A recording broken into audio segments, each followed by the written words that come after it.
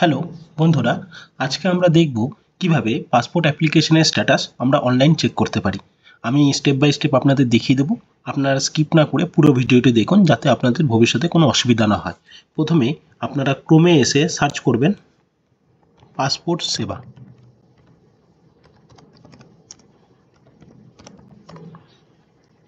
First যে ওয়েবসাইটটি এটাতে ক্লিক করবেন।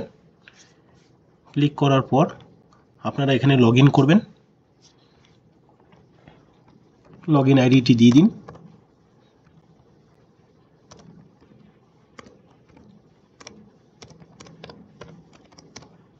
তারপরে কন্টিনিউ করুন।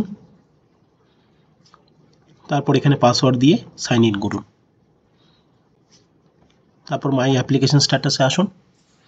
এখানে আসার পর যেই অ্যাপ্লিকেশনটি আপনি করেছেন সেখানে এই তিনটি ডটে ক্লিক করুন ডান দিকে। তারপরে ভিউয়ে ক্লিক করুন।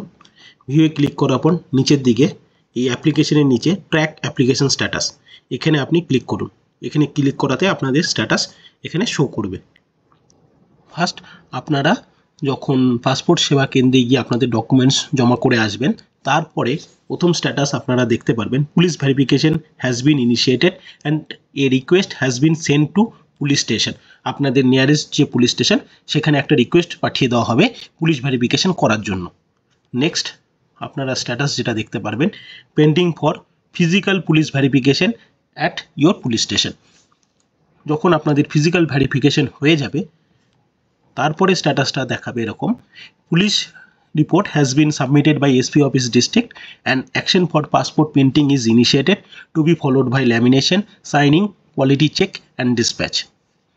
নেক্সট যে আপনারা স্ট্যাটাসটা দেখতে পারবেন passport has been printed, applicant would received an SMS and email once the passport is ডিসপ্যাচড।